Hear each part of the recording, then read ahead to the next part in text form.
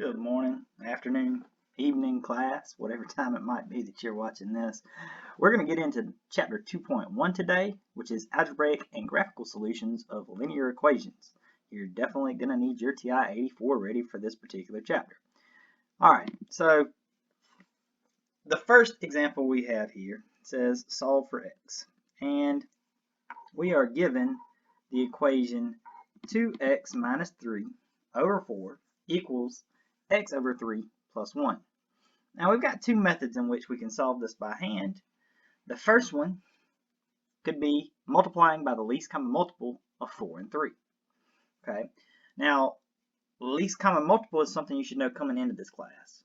It's basically the smallest number greater than or equal to 4 or 3 that both of 4 and 3 can go into.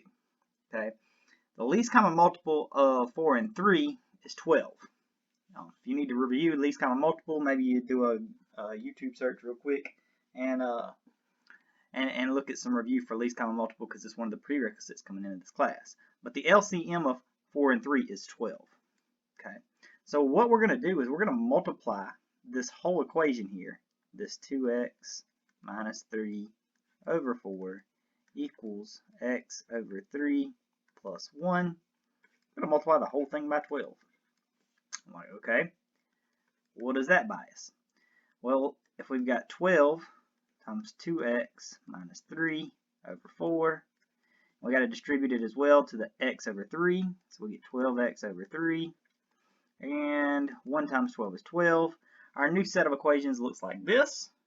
12 divided by 4 is 3, so I get 3 times 2x minus 3 equals 12 divided by 3 is 4, so 4x plus 12. Now, what I'm going to want to do, distribute that 3, so I get 6x minus 9 equals 4x plus 12. I got to get my x's together, so I'm going to subtract 4x here and here, and I'm left with 2x minus 9 equals 12.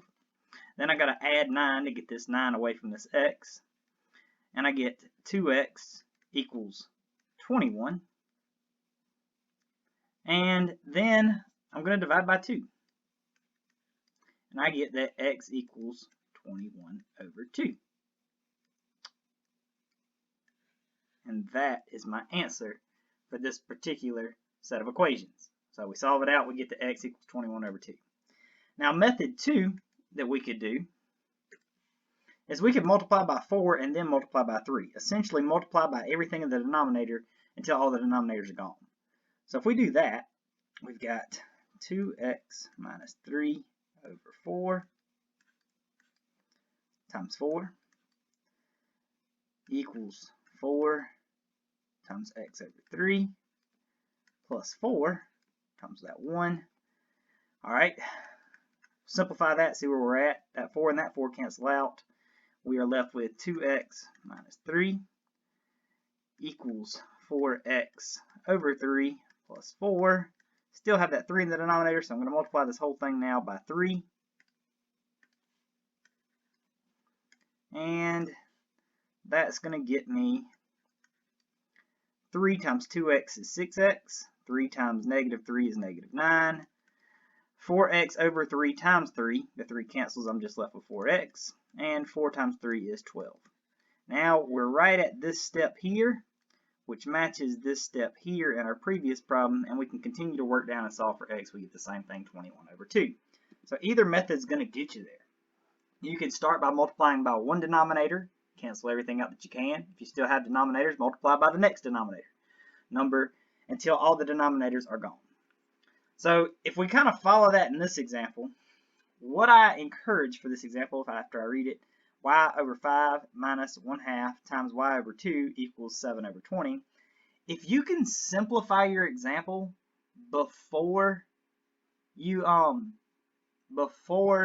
actually try to multiply by anything, that's going to save you a little bit of a headache. Okay, so what I'm going to do here, this part right here is simplifiable. So I'm going to simplify that part. 1/2 times y over 2 simplifies to y over 4. And the reason that's important is what I could do is I could multiply the whole thing by 5 and cancel out. Then I could multiply the whole thing by 2 and cancel out. And then I could multiply the whole thing by 2 again and then cancel out. And by that time, actually the 20 would wind up canceled out as well. But you get yourself a whole lot of statements there that you have to do a whole lot of extra work. If I'm looking at this here, I'm going to choose method 1 because 5 times 4 is 20, and 20 is your least common multiple of 5, 4, and 20. So what I'm going to do is now I'm going to multiply this whole thing by 20. And what that'll do for me is that will, if I distribute it out, will do 20y over 5 minus 20y over 4 equals 7 over 20 times 20. And if you notice, 20 divided by 5 is 4, so I get 4y. 20 divided by 4 is 5, so minus 5y. 20 and 20 cancel each other out. I'm left with a 7. And this gives me a 4y minus 5y is negative 1y equals 7. Therefore, y equals negative 7. And I'm done. Pretty easy example there, I think. Now, if it's set up like number 2 here, it says solve for x if y equals 0.72. And we've got y equals 1.312x minus 2.56. What I'm going to go ahead and do is plug that y in, so I just have to solve for my x. So 0.72 equals 1.312x minus 2.56. Now, I'm going to say this up front. Some of y'all are perfectly fine working with decimals. If that's the case, you don't want to overcomplicate it, hey, just work with the decimals. As long as you get the right answer, hey, that's all well and good and fine. But if decimals don't jive with you very well, what you can do is you can convert all these to whole numbers. And the way to do that is you want to look at how many decimal places you have. Here we have 1, 2 decimal places. Here we have 1, 2, 3 decimal places. Here we have 1, 2. I'm going to choose the one with the most decimal places, which is your 3. Okay, I have 3 decimal places in this particular in this particular term here. So if I want to convert it all to whole numbers, I have to move my decimal 3 places in everything in each term. And what that'll do is that'll move this one an additional time and add a 0, and that'll move this one an additional time and add a 0. Okay, so what you get is 720 equals 1,312x minus 2,560. Now you're working with just whole numbers, no decimals. The key there is, though, figure out which one has the most decimals, move it that many places on every single one of them, adding zeros where appropriate. Okay, like I said, if you can work it with just the decimals, honestly, to me, that's the easier way to do it. But we're here to show you different tips and techniques for all people of all different backgrounds and skill levels. So if this works better for you, converting it all to whole numbers, by all means, be my guest. You can do that. If you can work it with decimals, stick with the decimals. That way you don't have to worry about moving anything.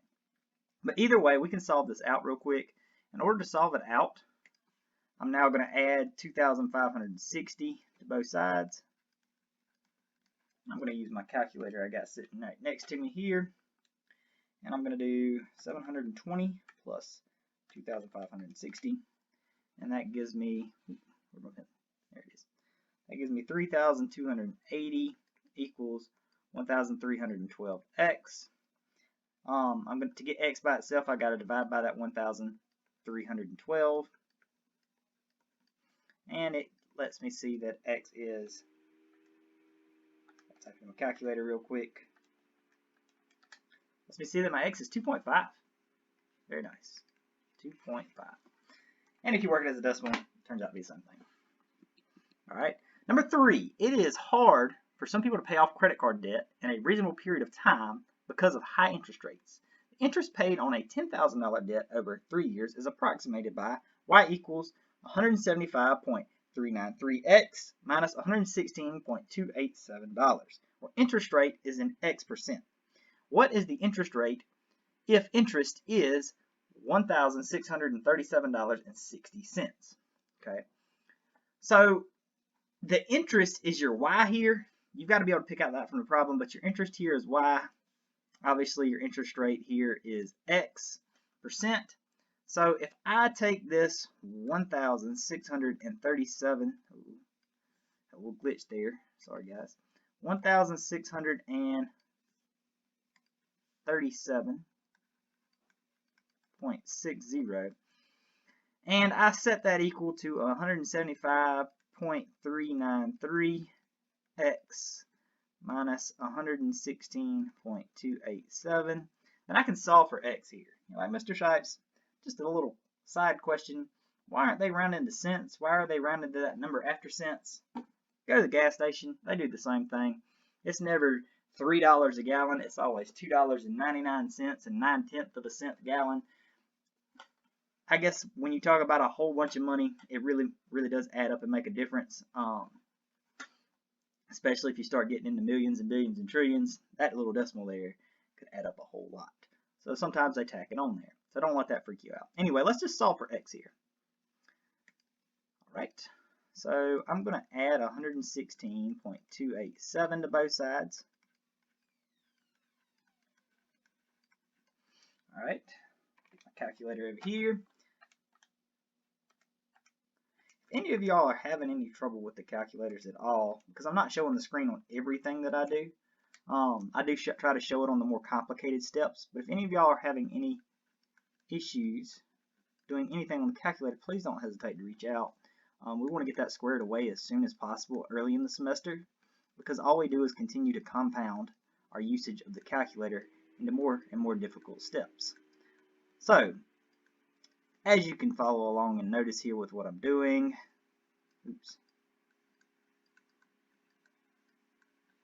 I'm simply just dividing by that number in front of the x to get x by itself. And when we do that, we can see that x equals 9.99997, which rounds up to an 8. So something about like that is what I got on my calculator. So our interest rate is approximately 9.9998%. Okay, important to put the percent back there. Got to keep your units, guys. Got to keep your units.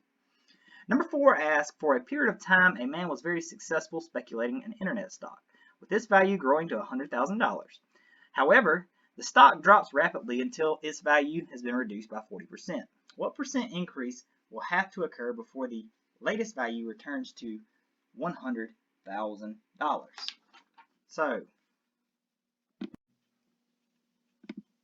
So for this one, what we're going to want to do is we're going to want to look at the value of the stock after a 40% loss. Okay, so let's do that first. So I'm going to change my marker back to blue here, and I'm going to do $100,000, which is what we started with, and we're going to lose, unfortunately, 40% of it. So 0.40 times that 100,000 is what is going to be lost. Okay, now if we do the math here, we notice that we are down to $60,000. Ooh, pretty big hit, right? In our next step, or next part of the question, it says what percent increase will have to occur before the latest value returns to 100,000%. So we dropped by 40%.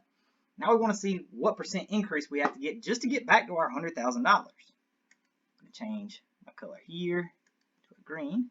So hopefully we can go up with the green here. So what we need to do is we need to take that $60,000 that we still have left and hopefully add a percentage of that $60,000. That's what that P stands for. We're going to add a percentage of that $60,000 to hopefully increase us to $100,000. That's ideal, but we need to figure out what percentage P that is that's going to bring us back from that $60,000 on up to that $100,000 we had initially. Now what I can do is I can basically solve for this P here, and what I get is 60,000 times P equals 40,000. Because initially, really, what we're going to have to do is we're going to have to recover that 40,000 we lost, right? So what I need to do to solve for that P and see what percent increase that needs to be is I need to divide by 60,000. And when I do that, You can type it in your calculator here real quick. But when I do that, essentially what I get is 66 point, let's see, 66. I went ahead and, let me slow my roll here real quick, guys. I went ahead and changed it to a percent here in my notes. I want to slow it down. I get 0.666 basically repeating, right? And if you change that into a percent instead of a decimal, that gives you that 66.6% that I was writing. And you can round that 6 up because it's repeating to a 7 if you'd like.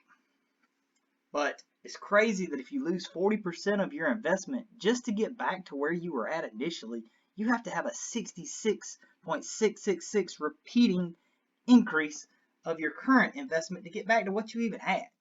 So losses hurt. It takes a lot more gains, percentage-wise, to get back to where you were at than it does losses just to get down. I find that very interesting. All right, let's look at the zeros of a function. So for any number a for which f of a is 0, it's called a zero of the function, f of x. If a is real, a is an x-intercept of the graph of the function. So zeros are just x-intercepts of the graph of functions. Zeros of the function are x values that make the function equal to 0. Pretty simple, right?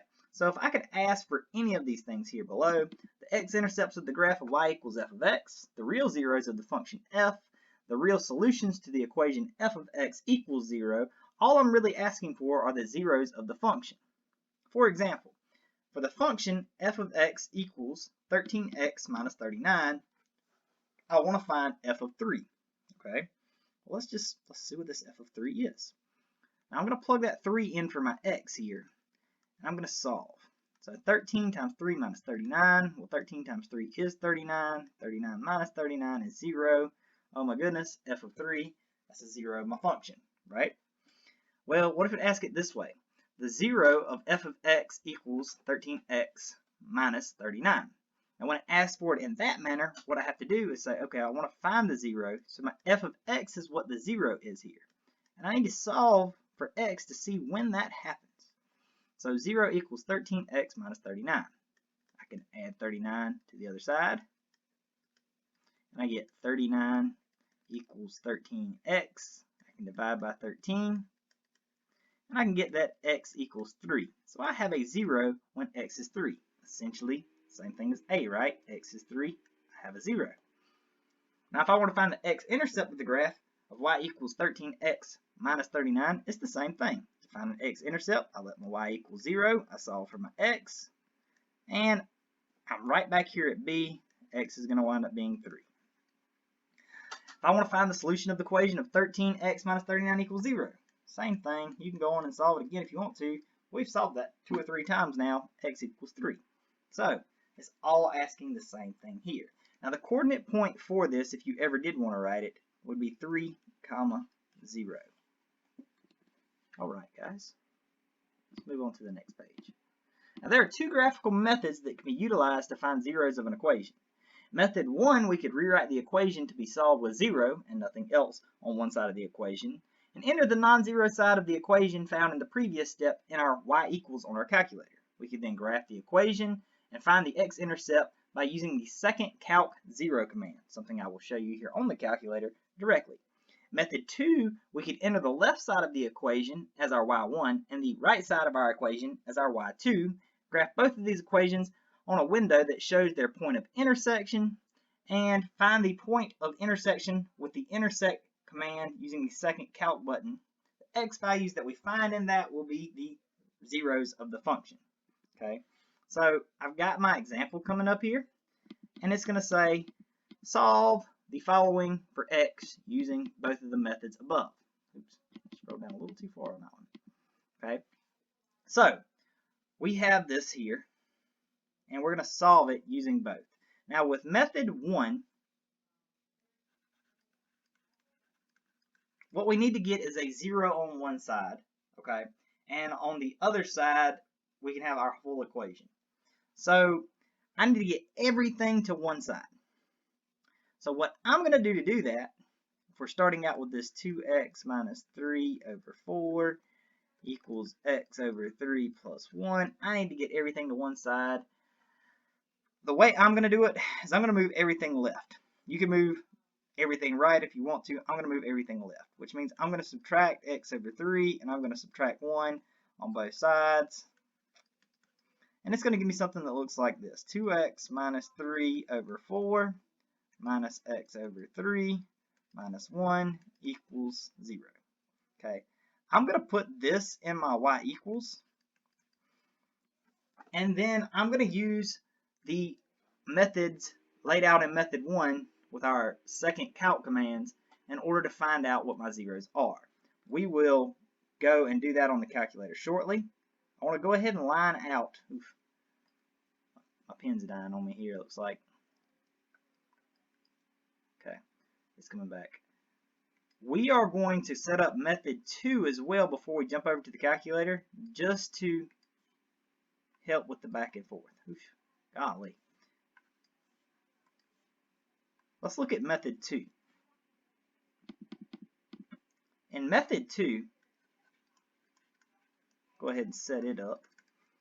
In method 2, all we're going to do is we're going to let y1 equal that 2x minus 3 over 4. And we're going to let y sub 2 equal that x over 3 plus 1. And then we're going to find their point of intersection, and that's going to be our 0. Okay, so you've got this in your notes now to refer to for method 1 and method 2. Bring up your TI-84 calculator, get it out, and get it ready. We're going to transition over there and graphically show you how this works. Alright, so we're over here at the TI calculator. And what we're going to want to do, starting with method 1, is we're going to want to type in this whole equation in the y1 that we had. So I'm going to type in 2x minus 3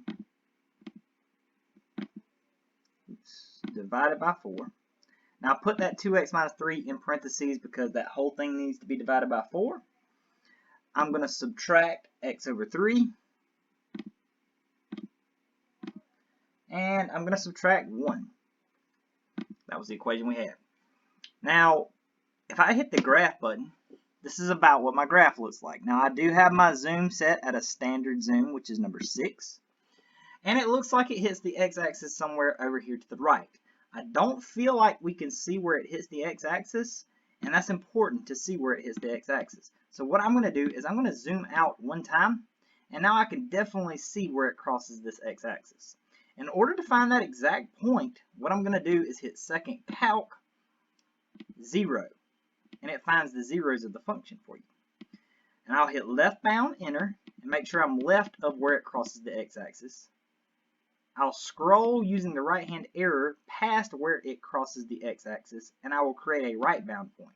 And what that does is it lets the TI calculator know that somewhere between that left bound point and that right bound point, this line that we're on crosses the x-axis. The last thing it asks you for is the guess point, where it wants you to guess approximately where it crosses the axis. And as long as you get close and hit enter, it should find it for you. And it finds our 0 here at 10.5 with your y at 0. Okay, so our 0 here is 10.5. We found that using method 1 and the 0 function under the calc in our calculator. Now, if you did method 2, what you would do is you'd come over here to your y equals. I'm going to clear out method 1 here. And in method 2, we let parentheses 2x minus 3 divided by 4 be our x1. And we let x divided by 3 plus 1 be our y2. Now, when we graph these, what we want to find is their point of intersection. We will not use the 0 function here. We will find where these two graphs intersect, and where they intersect will be our 0 for our full equation. Because essentially we're using two half equations. We're using the half of one of the left-hand half of the equation, the right-hand half of the equation. Where they hit will be where the true full function has an x-intercept. So watch. We will go second calc, intersect. And for this one, it's going to ask you for the first curve. Like, which one of these curves is the first curve? It doesn't really matter which one's the first curve. If I say that one's the first curve, or I say that one's the first curve, it doesn't matter. I usually just stick with whatever one it pulls up first. I hit enter. It asks me for the second curve. I just make sure the cursor's on the second curve. I hit enter. And then it asks me a guess, and I try to get reasonably close to where it intersects at. Hit enter, and it finds it for me. And it says my intersection is at x equals 10.5 and y equals 4.5. Now with method 2, the only thing that matters here is my x point. My x point is 10.5. That means the whole original equation has a 0 at 10.5. And it's that simple. So both methods led you to an x-intercept of 10.5. My advice, especially if you struggle with this kind of thing, pick one method and stick with it. If you got a good handle on things, you see how both work, you can use one when one's most effective and use the other one but it seems more effective. They both work in all circumstances, but sometimes it is easier to use one versus the other, depending on how it lays out. But if, like I said, if it doesn't work for you and you only want to choose one, each of those methods work 100% of the time. Okay. All right. So let's go back to the notes. All right. So like we determined from our calculator, with both methods, our 0 was 10.5, comma 0. That is a decimal there. Our x value was 10.5. Our 0 for our y, because we were finding the zeros. Okay, so either method worked. Let's move on. Now, let's look at some literal equations real quick. The formula for the future value of an investment of P dollars at simple interest rate R for T years is A equals P times 1 plus RT. We want to solve this formula for R, which is the interest rate. Okay, so we're starting with this literal equation. We're solving for the R value here. Okay, so the first thing I'm going to do is, you could do this several different ways. Okay, and if you have a multiple choice option on this one, sometimes you kind of have to work with your answer because the answer you get is probably correct, but might not match the multiple choice options. So I'm going to do this two ways. First way, I'm going to say, okay, first thing I'm going to do is divide by P on both sides, get the P out the way. That gives me A over P, and that equals 1 plus RT. Okay, now I can drop off those parentheses. That's fine because they're not really doing anything for me. I'm not multiplying by anything here. So I'm going to drop off those parentheses. That way I can just straight subtract 1 on both sides, and that gives me A over P minus 1, and that equals RT, to where if I want to get the T by, or the R by itself, I divide by T on both sides, and I get something that looks like R equals A over P minus 1 over T. And you're not going to see that in a multiple choice answer at all. What you're going to need to do is kind of simplify this a little bit. If I find a common denominator on the top here, I get A over P minus P over P, because I'm going to let P be my common denominator, over T. And that gives me A minus P over P over T, which reduces to A minus P over PT. And I'm done. That was method 1. I'm going to do method 2 here. So method 2. Method 2, what I could have done instead of straight dividing by P is I could have distributed it out on this side here. And that would have given me a P plus P times RT. Then I could have subtracted a P here and here. And that would have given me A minus P equals PRT. To get R by itself, I could have divided by PT.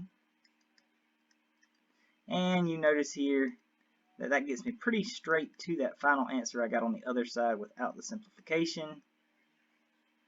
And I'm done, right? So we got the same thing doing both of them. One of them required a little more simplification than the other. So sometimes if you get to where you don't feel like you can simplify, and you saw at the beginning you could have maybe gone a different route, maybe go back and do the different route and see if it simplifies a little bit easier. Okay? Either way you can get to it if you know your proper steps. Let's look at the next part. The next part says, solve the equation 2 times 2x minus b equals 5cx over 3 for x. Alright, first thing I'm going to do is distribute that 2. 2 times 2 is 4. So I get 4x, and I need to distribute that 2 as well to the negative b. So I get negative 2b. And that equals 5cx over 3. Alright, what I'm going to do next is I'm going to get my x's together, right? Never a good idea in real life, but we're going to do it in this equation. That was a joke, guys. That was a joke. Anyway, we've got our 4x here. I'm going to subtract it and bring it over on this side here. And I get negative 2b equals 5cx over 3 minus 4x. Alright, now what I'm going to do next is I'm going to pull out an x. So I get negative 2b equals 5c over 3 minus 4 times x. Okay. Now, if I want to get x by itself, I could simply divide by this big term here, 5 over 3c minus 4. 5 over 3c minus 4. And it's going to give me that x equals negative 2b over 5 over 3c minus 4. Now, whether or not that one's on a multiple choice is arguable. You could further simplify it as well. Negative 2b, you could find your common denominator here, which is going to be your 3, which means that this will be a negative 12 over 3, which means that this will simplify to a negative 2b, 5c minus 12 over 3.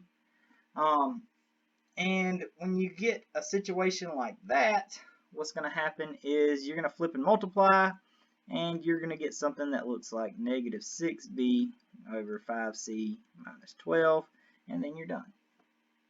Okay, so this is essentially a 2b over 1 here, because that 3 was originally on the bottom there, so you don't flip it back up with the 5c, because it was already on the bottom of c. You flip it up to the top here, and next thing you know, you get that negative 6b over 5c minus 12, and you're done. That simplification might seem a little complex for you. Honestly, simplification is something you should know before you get to this class, but we do try to reiterate here and there with some examples. Okay. The base of examples we honestly work with in this class are XY examples. Now you will have several examples on the next quiz and test about converting for different lettered variables in different situations. So be prepared for that.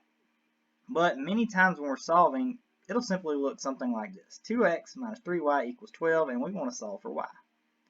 In which case we'll subtract 2x from both sides, and we'll get negative 3y equals 12 minus 2x. We'll divide by negative 3 on both sides, and we get y equals 12 divided by negative 3 is negative 4, and negative 2x divided by negative 3 is a positive 2/3 x. You could always rewrite this in a little different manner and say 2/3 x minus 4, put it in slope-intercept form. That's kind of always nice, but either one of those is correct. Alright, here we're going to solve for y, and we've got an x squared. Not a big deal, just going to subtract it over. I get a 4y equals 4 minus x squared. Okay, got to get rid of this 4, going to divide it on both sides, and I get y equals 1 minus a 4th x squared. Okay, and it's that simple. Remember, you have to put this 4 here to both of these terms up top. Now, let's look at direct variation. Y is directly proportional to x, or y varies directly with x, if y and x are related by y over x equals m, or y equals mx, where m is called the constant of proportionality, or the constant of variation. So the example we have here says the blood alcohol percent of a 130-pound man is directly proportional to the number of drinks consumed, and 3 drinks give a blood alcohol percent of 0.087. Find the constant of proportionality and the blood alcohol percent resulting from 5 drinks. So what we're going to want to do is find that constant of proportionality first.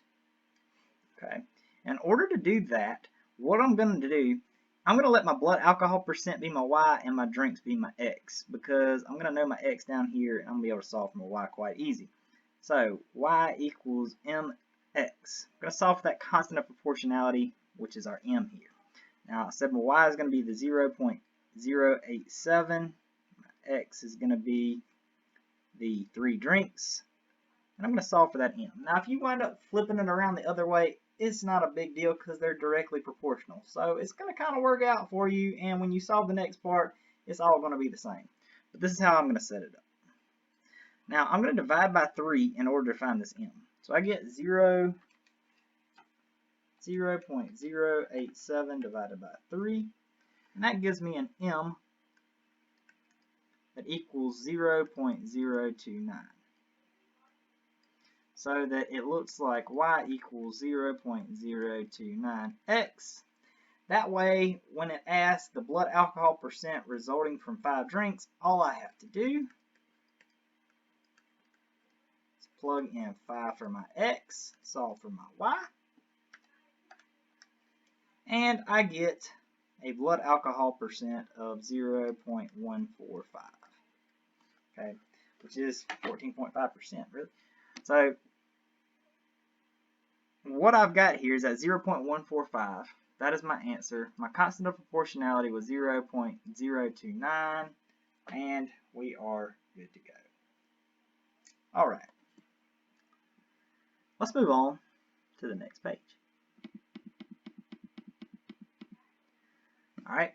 This example says solve the equations. Okay, first equation, 5x minus 14 equals 23 plus 7x. I always like to move the smaller x. That's my preference here. I'm going to move the smaller x over. So I'm going to subtract the 5x. That's going to leave me with negative 14 equals 23 plus 2x. And then I'm going to subtract 23 here. Oops.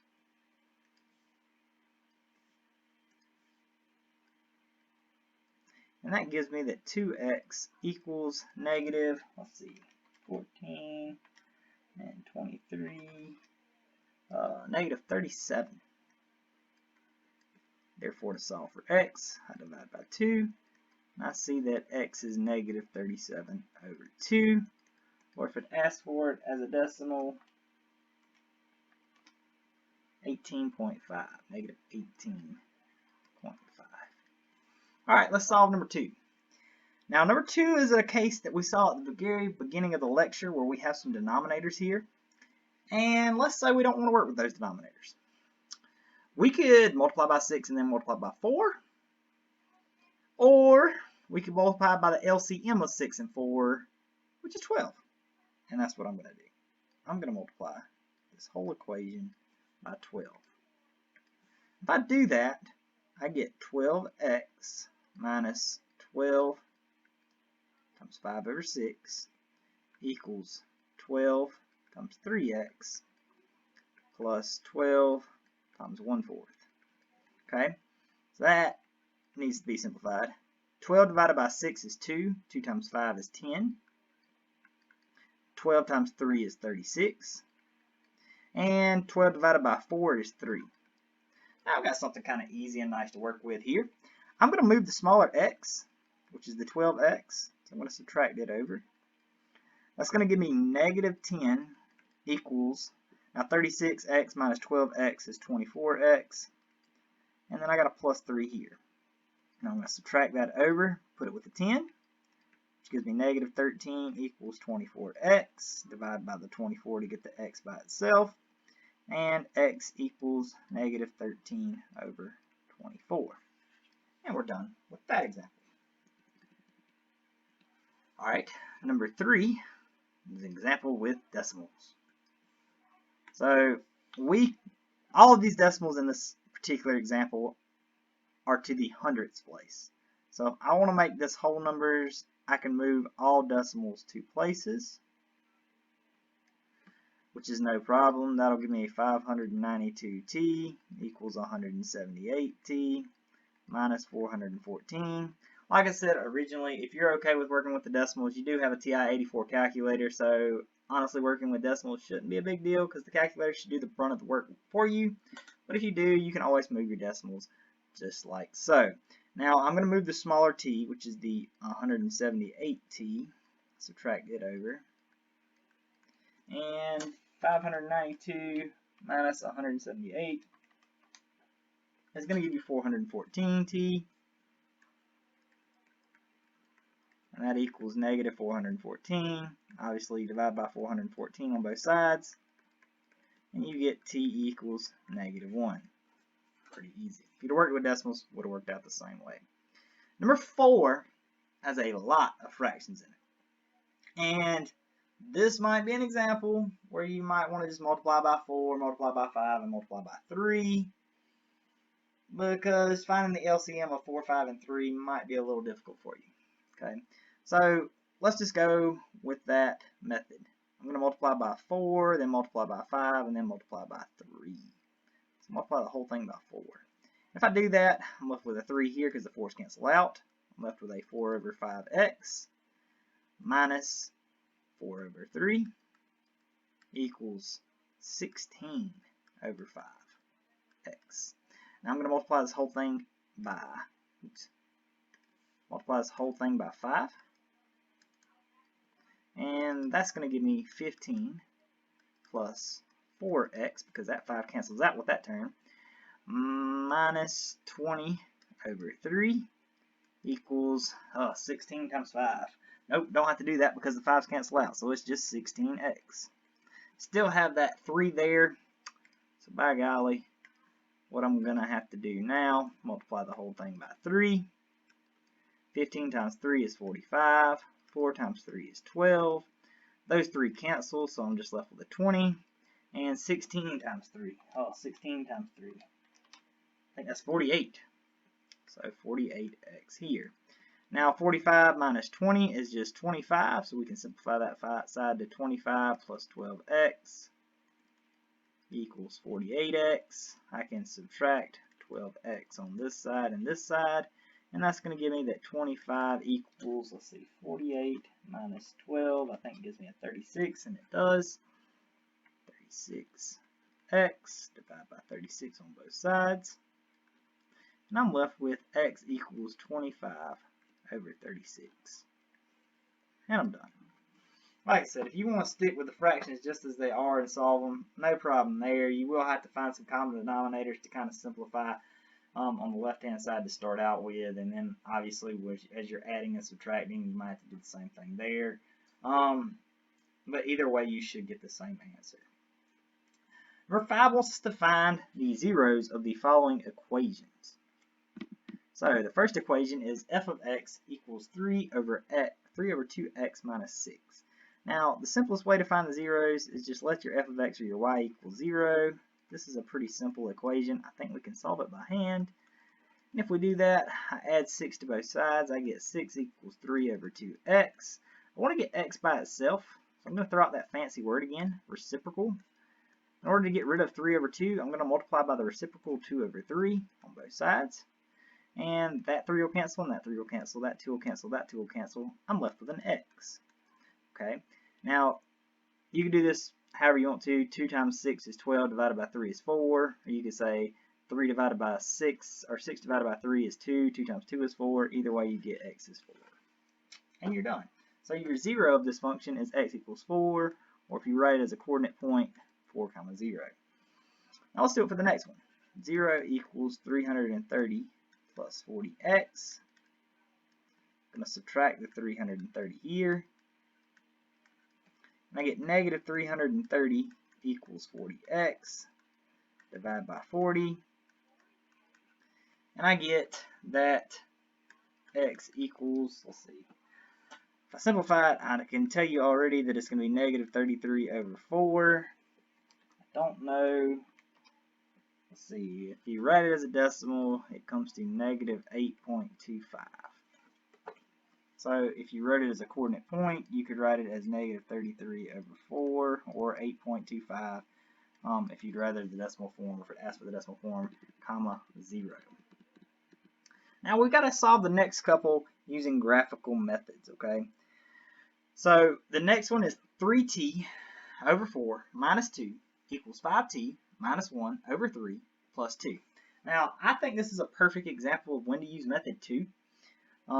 If you want to scroll back up and review your methods, by all means, please do that.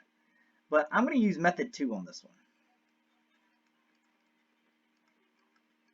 Okay, and in method 2, I'm going to let y1 be 3t over 4 minus 2. And I'm going to let y sub 2 be that 5t minus 1 over 3 plus 2. And I'm going to find where they intersect.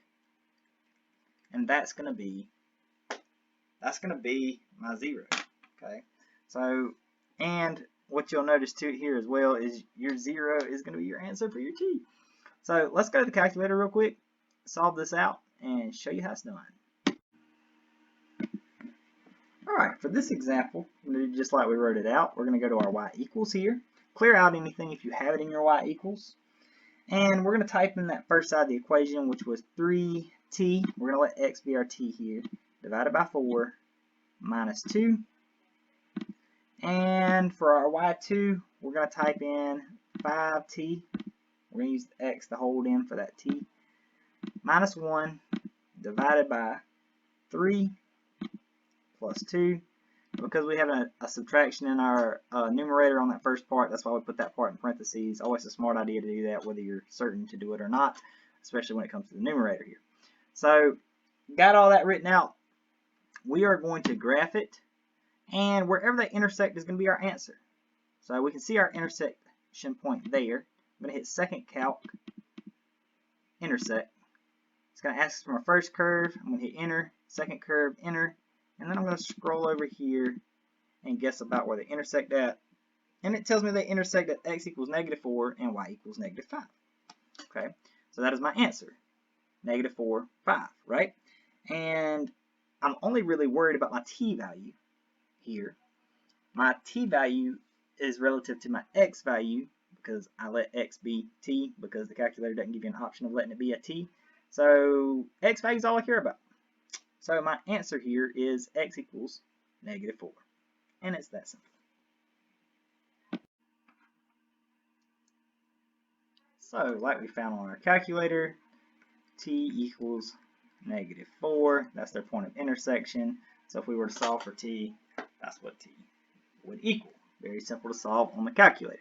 Now the next part you cannot solve on the calculator, you have to solve it by hand. It says solve p over 2 plus a equals 5m minus 2n for n. Okay, so first thing I'm going to do, subtract 5m. Try to get the n part by itself. And I get p over 2 plus a minus 5m equals -2n. Now I'm going to divide by -2n, divide everything by -2.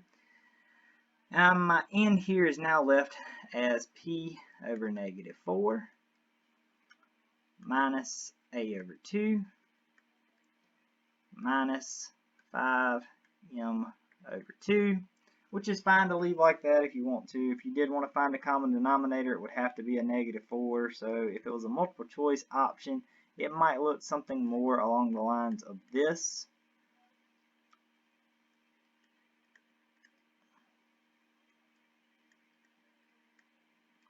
Because you would have to, in order to find a common denominator would be -4. And if your common denominator is -4, you have to convert this to something over 4, right? So we're going to have to multiply that a times 2 in order to do that. Same thing here, you have to convert it to a denominator of 4. So in order to do that, we are going to have to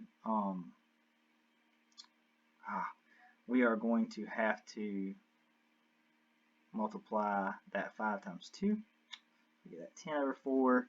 And just to make sure we're correct, and we are slightly off here, put a negative in the wrong place. Well, that's always a good idea to glance back over and double check.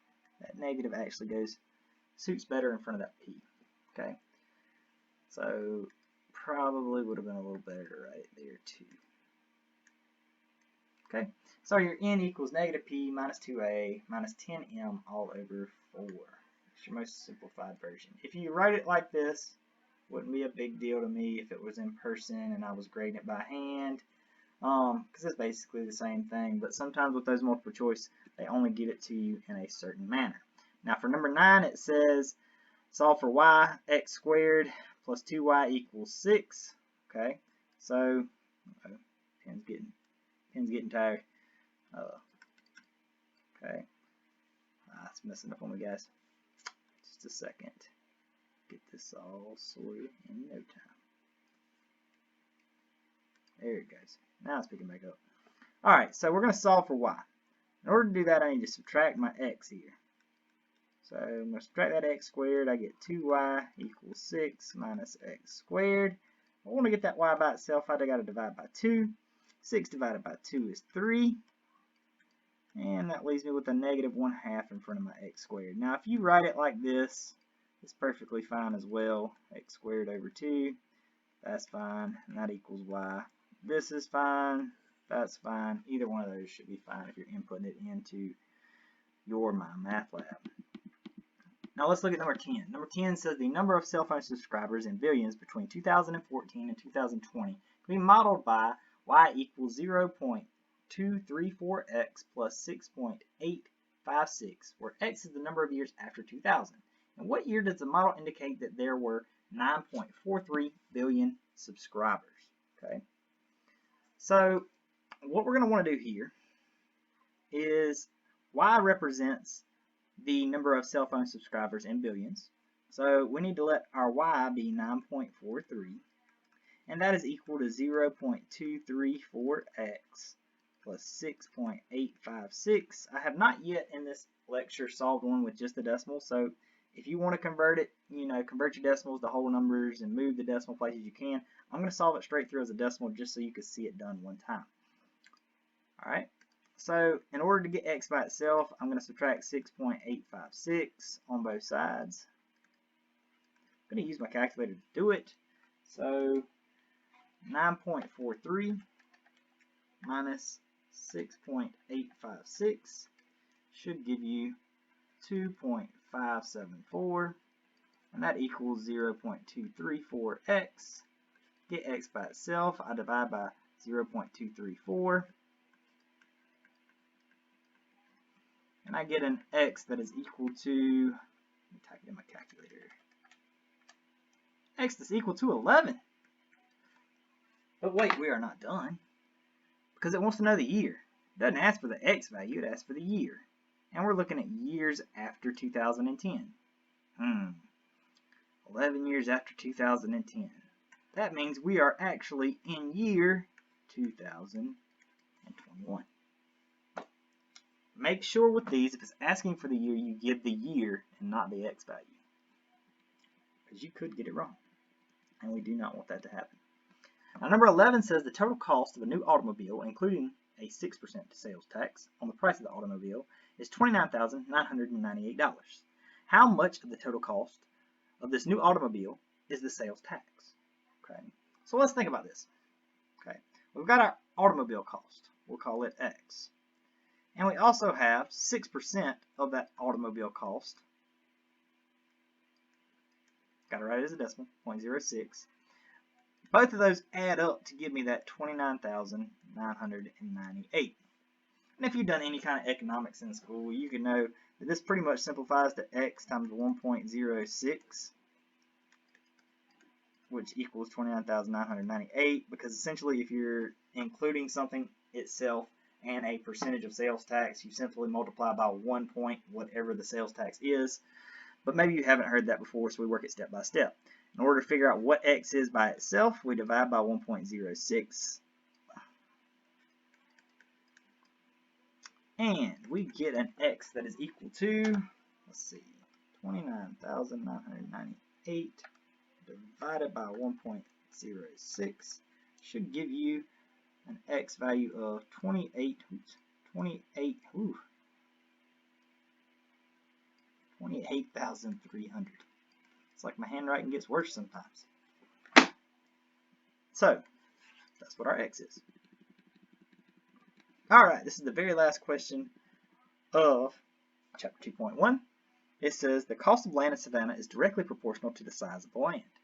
if a 2,500 square foot piece of land costs 1,700 or 100,072, Lord have mercy, guys. You done got me to the end of your lecture. I done got tired, huh? $172,800. What is the cost of a piece of land that is 5,500 square feet? Okay, so our cost is going to be our y, and our square feet is going to be our x. They're directly proportional, so y equals m times x. Let's figure out what that m is. So if our cost is 1,000, here we go again, 172,800 for a 2,500 square feet piece of land. Now all I have to do is solve for m. 5 by 2,500. And I see that my m in my equation is, pull out my handy dandy calculator. Our m here is 69.12. Therefore, our equation is y equals 69.12 times x. So if we have 5,500 square feet,